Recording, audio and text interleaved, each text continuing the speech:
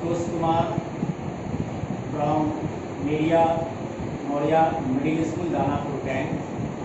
आज क्लास 8 का हिस्ट्री का पहला चैप्टर भारत में यूरोप में राष्ट्रवाद का उदय पढ़ाने जा रहा हूँ।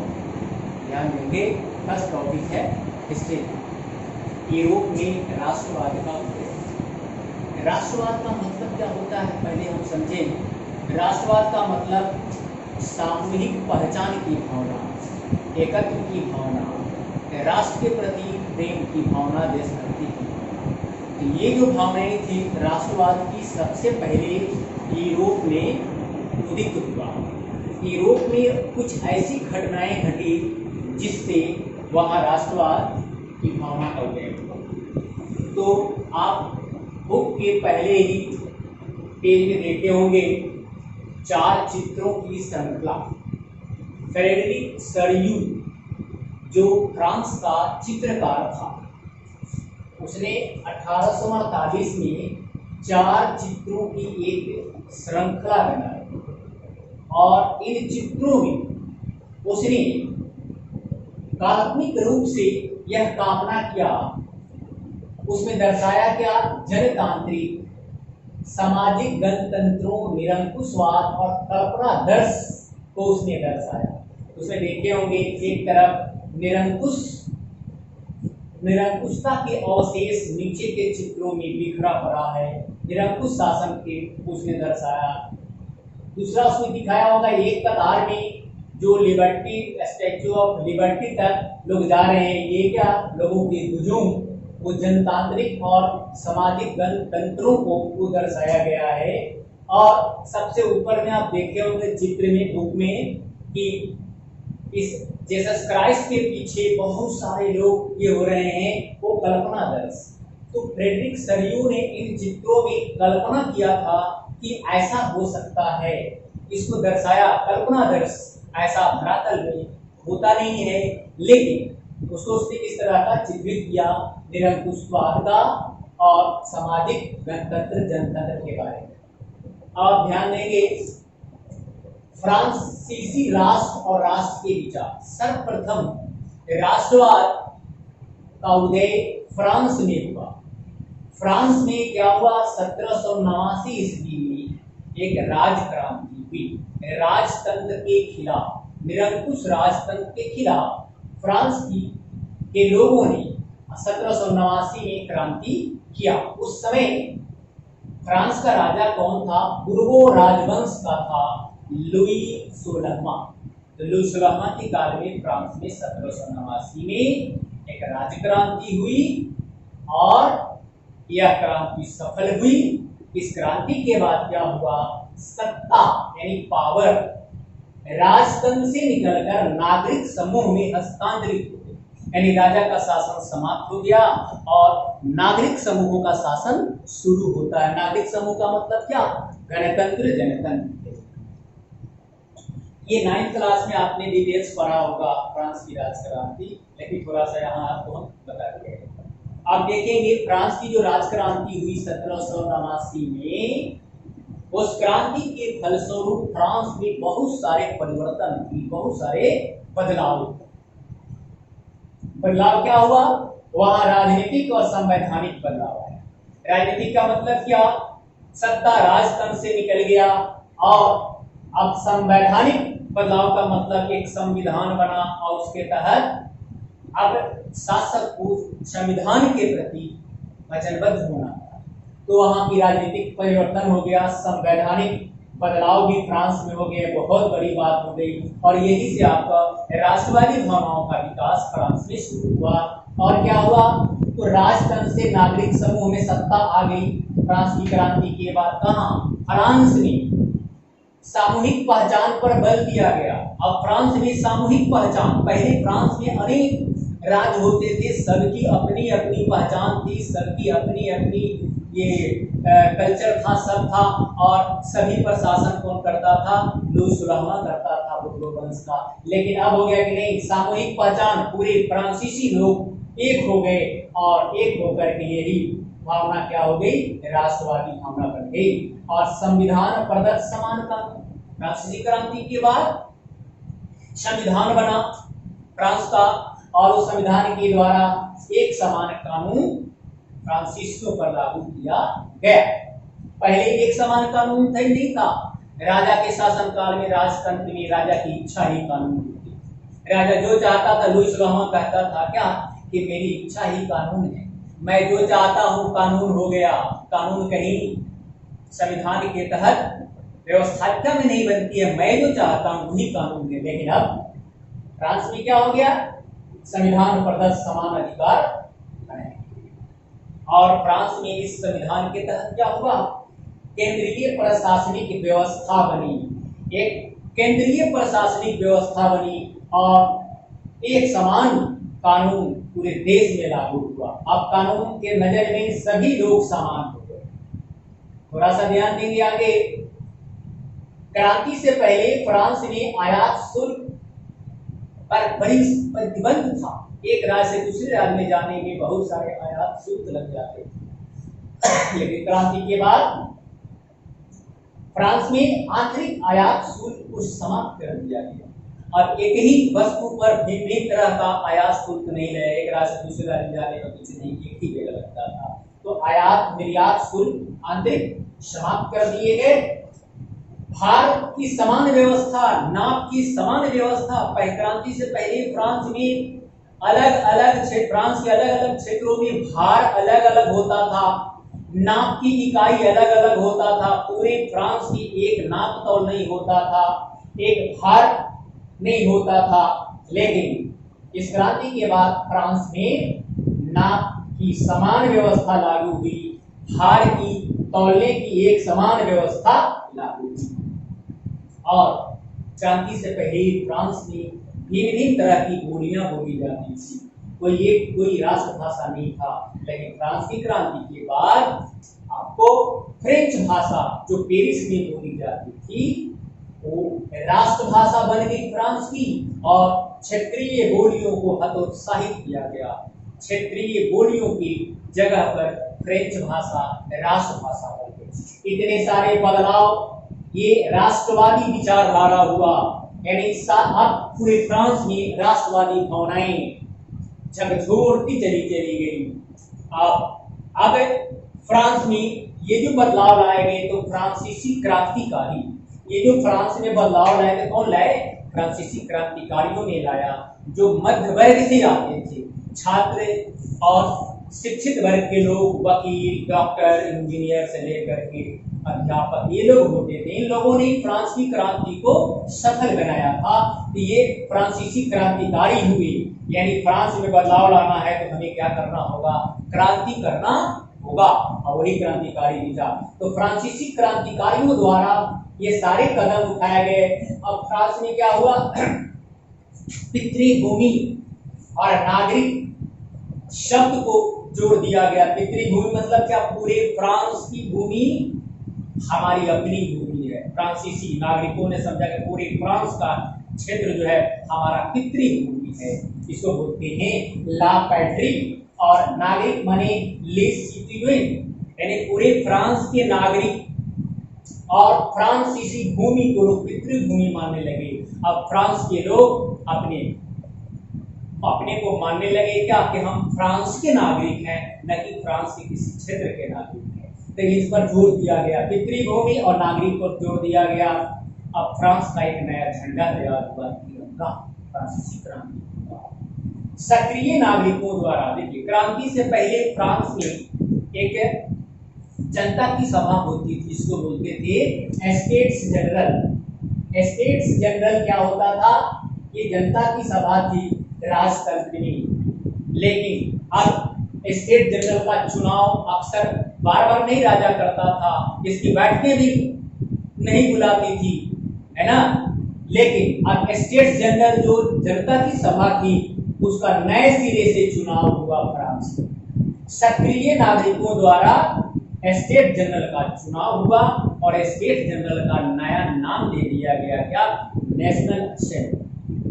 राजतंत्र में स्टेट जनरल था, स्टेट जनरल का चुनाव हुआ फ्रांसीसी क्रांति के बाद। किसके द्वारा, सक्रिय नागरिक। सक्रिय नागरिक किसको कहते हैं, सक्रिय नागरिक संपत्तिशाली नागरिकों को वोट देने का अधिकार फ्रांस में मिला हुआ है। तो जो लोग सरकार को नियमित रूप से एक सीमित दायरे में टैक्स देता था उनको सक्रिय नागरिक माना जाता था। वही नेशनल असेंबली यानी स्टेट जनरल के सदस्यों को चुनता। तो युवा सक्रिय नागरिकों द्वारा स्टेट जनरल का चुनाव हुआ और स्टेट जनरल का नाम हो गया क्या? National assembly. नए गीतों की रचना हुई इस परिवर्तन के द्वारा। फ्रांस में नए नए गीतों की स्तुतियां हुई और शपथ लिए गए। पूरे फ्रांस के लोगों ने शपथ लिया कि मैं राष्ट्रवादी भावनाओं को बढ़ाता रहूंगा, राष्ट्रवादी भावनाओं को फ्रांस से बाहर निकाल करके यूरोपीय देशों तक पहुंचाऊंगा। ये फ्रांसीसी नागरिकों ने शपथ लिया और शहीदों का गुणगान। फ्रांस की क्रांति में जितने लोग क्रांतिकारी शहीद हुए उनका गुणगान किया जाने लगा फ्रांस में। इससे क्या हो गया? राष्ट्रवादी भावनाएं काफी जोर से फैलने लगी। तो आपने देखा कि फ्रांसीसी राष्ट्र, पहली बार फ्रांस में राष्ट्रवाद का उदय हुआ और इस राष्ट्र के जो विचार हुए ये सब राष्ट्रवादी विचार है और ये विचार फ्रांस में पूरा फैल गया। अब ऐसी क्रांतिकारी विचार, फ्रांस की क्रांतिकारी घटनाओं की खबर यानी इनकी खबर, इन हुए बदलावों की खबर, फ्रांसीसी क्रांति के बाद जो राष्ट्रवादी भावनाओं का फ्रांस में विकास हुआ, ये इन घटनाओं की सूचना जब यूरोपीय देशों में पहुंच गई तो वहां यूरोपीय देशों में बहुत सारे बदलाव हुए। फ्रांसीसी घटनाओं के बाद ही यूरोप में राष्ट्रवाद का उदय हुआ। फ्रांस में हुए बदलाव की खबर जब यूरोपीय देशों में पहुंची तो यूरोप के लोगों ने भी अपने यहाँ के निरंकुश राजतंत्र के खिलाफ बगावत किया। उसको कहते हैं वहां भी राष्ट्रवादी भावनाएं को। तो फ्रांस की क्रांतिकारी घटनाओं की सूचना यूरोपीय शहरों में पहुंचने से क्या क्या बदलाव हुआ तो ध्यान देंगे। जब ये विचार, राष्ट्रवादी विचार फ्रांस के बाहर यूरोपीय देशों में पहुंची तो यूरोपीय देशों में छात्र और शिक्षित मध्यम वर्ग, छात्र और शिक्षित मध्यम वर्ग में वकील, शिक्षक, प्राध्यापक, अध्यापक, पढ़े लिखे जितने समुदाय हैं सबको कहा जाता है क्या? शिक्षित मध्य वर्ग। इन लोगों ने, यूरोपीय देशों के छात्र और शिक्षित मध्य वर्ग अब अपने आप को एक राजनीतिक संगठन के रूप में ऑर्गेनाइज करने लगे। इसलिए इन बदलावों को अपने देश में लाने के लिए निरंकुश राजतंत्र के खिलाफ ये जैकोबिन क्लब की तरफ, ये कहा है जैकोबिन क्लब, यानी यूरोपीय देशों के छात्र और शिक्षित मध्य वर्ग के लोग जैकोबिन क्लब की स्थापना करने लगे, जिनका मकसद क्या था? अपने देशों में निरंकुश शासन के खिलाफ फ्रांस की तरह व्यवस्था को लाने की। अब जैकोबिन क्लब विभिन्न यूरोपीय देशों में संघर्ष करने लगा निरंकुश राजतंत्र के खिलाफ, इन बदलावों को, राष्ट्रवादी विचारों को लाने के लिए। और जैकोबिन क्लब की गतिविधियों और उनके अभियानों ने फ्रांसीसी सेना के लिए मार्ग तैयार किया। अब फ्रांस के क्रांतिकारी फ्रांसीसी सेना उन यूरोपीय देशों पर जाकर अधिकार करना शुरू कर दिया, सैनिक अभियान शुरू कर दिया, जहां के छात्र और शिक्षित मध्य वर्ग के लोग जैकोबिन क्लब के माध्यम से सरकार के खिलाफ आंदोलन कर रहे थे। तो वहां सेना, फ्रांसीसी सेना पहुंच गई। तो जैकोबिन क्लब ने फ्रांसीसी सेनाओं के लिए यूरोपीय देशों में आक्रमण करने का मार्ग खोल दिया। नतीजा क्या हुआ? फ्रांस की सेना 1790 के दशक में, यानी 1790 से 1800 के बीच में हॉलैंड पहुंच गई। फ्रांसीसी सेना स्विट्जरलैंड, बेल्जियम और इटली के बड़े इलाकों में पहुंच गई और यूरोप के अनेक देशों पर फ्रांसीसी सेना का कब्जा हो गया। अब फ्रांसीसी सेना इन देशों पर जब अधिकार करने गए तो उनके साथ साथ फ्रांस का जो राष्ट्रवादी विचार था वो भी गए यूरोपीय देशों में। जिन जिन देशों पर फ्रांसीसी सेनाओं ने अधिकार किया वहां फ्रांसीसी राष्ट्रवाद के विचार पहुंचे और वहां की व्यवस्था, वहां की सरकार निरंकुश शासन के खिलाफ बगावत हुआ और वहां भी फ्रांसीसी नई व्यवस्था को लागू किया जाए। आपको मालूम है फ्रांस में शुरू शुरू में क्रांति के बाद, फ्रांसीसी क्रांति के बाद गणतंत्र की स्थापना हुई और स्टेट जनरल की जगह नेशनल असेंबली बना। फिर नेशनल असेंबली भी इसके खिलाफ जाकर एक राष्ट्रीय सभा बनी और अंततः फिर से फ्रांस में एक राजतंत्र कायम हुआ, लेकिन निरंकुश राजतंत्र नहीं। 1804 में फ्रांस का सम्राट बन गया नेपोलियन बोनापार्ट। लेकिन नेपोलियन बोनापार्ट ने ये सारी व्यवस्थाओं को लागू किया। तो 1804 में नेपोलियन ने क्या किया, फ्रांस के बिखरे हुए कानूनों को एक कोड तैयार किया, जिसको कहा जाता है नागरिक संहिता है। इसको नेपोलियन संहिता भी कहा जाता है। तो 1804 की नेपोलियन संहिता की खास खास बातें, इस नागरिक संहिता के नेपोलियन कोड में क्या क्या बातें थी, इसमें भी कुछ है बातें, जैसे जन्म पर आधारित विशेषाधिकार को इस नागरिक संहिता के तहत समाप्त कर दिया गया। पहले कुलीन वर्ग, पादरी वर्ग को जन्मना अधिकार था कि टैक्स मेरे को नहीं देना, जन्मसिद्ध अधिकार था कि हमें टैक्स नहीं लगेगा। तीसरे वर्ग समाज पर 9th क्लास में पढ़े होंगे, फ्रांस का समाज 3 वर्गों में बटा था, है ना, कुलीन वर्ग, पादरी वर्ग और जनसाधारण का वर्ग। तो कुलीन और पादरी वर्ग को विशेषाधिकार था कि उनको टैक्स नहीं लगता, टैक्स मुक्त थे। बाकी जितने भी टैक्स लगते सब तीसरे जनसाधारण वर्ग से लिया जाता है। तो 1804 के नागरिक संहिता के अनुसार जन्म पर आधारित जो विशेषाधिकार था कुलीनों को और पादरियों को समाप्त कर दिया गया। कानून के समक्ष फ्रांस के सारे नागरिक बराबर हो गए और संपत्ति के अधिकार को सुरक्षित कर दिया गया। अब निजी संपत्ति कोई भी व्यक्ति रख सकता था। सामंती व्यवस्था को समाप्त कर दिया गया इस कोड के तहत। सामंती व्यवस्था माने राजा के नीचे कुलीन होता था। कुलीन वर्ग के लोग, सामंत वर्ग के लोग किसानों से नाना प्रकार का सामंती कर लेता था, भूदासत कर भी लेता था और तबाह कर देता था। तो सामंती व्यवस्था को अब समाप्त कर दिया गया। नेपोलियन कोड के अनुसार संपत्ति के अधिकार को सुरक्षित कर दिया गया और जो भी फ्रांस का प्रशासनिक व्यवस्था था बिल्कुल सरल हो गया। नई प्रशासनिक व्यवस्था बिल्कुल सरल था। किसानों को भूदासत्व और जमींदारी शुल्कों से मुक्ति मिल गई। किसानों को भूदासत्व टैक्स देना पड़ता था अपने मालिक को, और जमींदारी शुल्क जमींदार किसानों से टैक्स लेता था, जमींदारी शुल्क। तो ये सारे चीज समाप्त कर दिए गए। भूदासत्व समाप्त कर दिया गया, जमींदारों की जमींदारी शुल्कों से भी मुक्त कर दिया गया। आइए, शहरों में बहुत सारे कारीगर हुआ करते थे। कारीगर अपने अपने दस्तकारी में निपुण जो होते थे, उनकी श्रेणी समूह से मुक्ति मिल गई। हर एक कारीगरों की, हर उत्पाद का, हर तरह के कारीगरों की एक श्रेणी संघ होता था जिसको गिल्ड कहा जाता था। तो गिल्ड के नियंत्रण में ही कारीगर काम करते थे, अपनी मर्जी से काम नहीं करते थे। तो कारीगरों को गिल्डों से मुक्ति मिल गई। अब गिल्ड के नियंत्रण में शहर के कारीगर नहीं रहे, उनको मुक्त कर दिया गया। यातायात संचार व्यवस्था में सुधार हुआ। यातायात संचार व्यवस्था, सड़क मार्ग, रेल मार्ग का जो भी आने जाने का जो साधन था, रेल मार्ग हो या नहीं हो, लेकिन आने जाने का जो साधन था उसको दुरुस्त किया गया। संचार व्यवस्था दुरुस्त किया गया। एक समान कानून हो गया सबके लिए।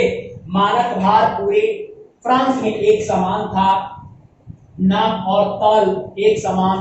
पहले क्या था, फ्रांस में के विभिन्न राज्यों में अलग अलग मुद्रा होता था, लेकिन अब एक राष्ट्रीय मुद्रा हो। ये जो परिवर्तन हुआ, यही नागरिक संहिता फ्रांसीसी सेनाओं द्वारा विजित देशों में, क्षेत्रों में भी यही सब लागू किया गया, जिसके कारण फ्रांस में राष्ट्रवादी भावनाओं का काफी विकास होता चला गया। फ्रांस के अलावा यूरोप के अनेक देशों में लोगों ने निरंकुश शासन के खिलाफ बगावत करके इस नागरिक संहिता के अनुसार वहां व्यवस्था लाने का प्रयास किया। तो ध्यान देना, शुरू में जब फ्रांसीसी सेना यूरोपीय देशों पर आक्रमण करके फ्रांसीसी व्यवस्था को लागू करने का प्रयास किया, तो फ्रांस के अलावे अन्य यूरोपीय देशों के लोगों ने फ्रांसीसी सेना का स्वागत किया। फ्रांस की सेना को यूरोप के लोगों ने मदद किया, स्वागत किया कि ये जो सेना है हमें निरंकुशता से मुक्ति दिलाए। तो विविध क्षेत्रों में फ्रांसीसी सेना फ्रांसीसी शासन के प्रति गुस्सा। शुरू में तो फ्रांसीसी सेना को यूरोपीय देशों ने स्वागत किया, यह मान करके यह सेना हमें निरंकुशता से मुक्ति दिलाएगा। लेकिन धीरे धीरे यूरोपीय देशों के लोगों को लगा कि नहीं, ये तो हमें राजनीतिक स्वतंत्रता नहीं दे सकता है, हमें एक तरह से देखा जाए तो शोषण ही कर रहा है। तो अब यूरोपीय देशों की जनता फ्रांसीसी सेना के प्रति गुस्सा के भाव निकला। कैसे? प्रारंभ में फ्रांसीसी सेना को निरंकुश शासन से मुक्तिदाता मानकर यूरोपियनों ने स्वागत किया, लेकिन शीघ्र ही यूरोपीय लोगों से फ्रांसीसी सेना की दुश्मनी हो गई। क्यों? क्योंकि नई जो फ्रांसीसी प्रशासनिक व्यवस्था थी यूरोपीय देशों को राजनीतिक स्वतंत्रता देने वाली नहीं। नेपोलियन चाहता था पूरे यूरोप पर अधिकार करना राजनीतिक रूप से। पहले वहां पर राष्ट्रवादी भावनाओं को बढ़ा दिया, वहां की हर व्यवस्था को सुदृढ़ कर दिया, लेकिन वह राजनीतिक स्वतंत्रता किसी को नहीं दिया। और नेपोलियन ने आगे क्या कर दिया? उन विविध देशों में टैक्स बढ़ा दिया। जिन देशों पर नेपोलियन का अधिकार हुआ, फ्रांसीसी सेना का अधिकार हुआ, वहां धीरे धीरे टैक्स बढ़ा दिया गया, सेंसरशिप लागू कर दिया गया। वहां कुछ मीडिया वगैरह जो होते हैं, समाचार पत्र पर प्रतिबंध लगा दिया, नेपोलियन के खिलाफ बोलने पर रोक लगा दिया गया। तो वहां बड़े टैक्स बढ़ा दिया गया, सेंसरशिप लागू कर दिया गया। और बाकी जो यूरोपीय देश बचे हुए थे फ्रांसीसी सेना के अधिकार से, उन पर भी अधिकार करने के लिए फ्रांसीसी सेना में जबरन वहां के लोगों को भर्ती किया जाने लगा। जब जबरन फ्रांसीसी सेना में भर्ती किया जाने लगा तो लोग वहां के परेशान हो गए और इस नेपोलियन की दमनकारी नीतियों के प्रति लोगों में विद्रोही भावनाएं पनपी। और नतीजा क्या हुआ कि रूढ़िवादी जो ताकतें थी मजबूत हो गई। फ्रांस की क्रांति से पहले जो रूढ़िवादी ताकतें थी निरंकुश राजतंत्र वाली, अब उन लोगों को अब क्या बल मिला। एक बार फिर आप देखेंगे कि 1815 में नेपोलियन की हार हो जाती है यूरोपीय देशों के संघों के द्वारा। ऑस्ट्रिया हुआ, अन्य देश बहुत सारे मिलकर, इंग्लैंड, ऑस्ट्रिया वगैरह मिल करके, और 1815 में वाटरलू के मैदान में नेपोलियन को पराजित किया ड्यूक ऑफ वेलिंगटन के द्वारा। और नतीजा क्या हो गया? अब जो निराशवादी विचारधारा था इसको दबा दिया गया। आगे अब पूरे यूरोपीय देशों में क्या आ गया? एक बार फिर रूढ़िवादी शासन कायम हुआ 1815 में वियना कॉन्फ्रेंस के तहत। अब इसके बाद मैं अगले वीडियो में बताऊंगा वियना कॉन्फ्रेंस 1815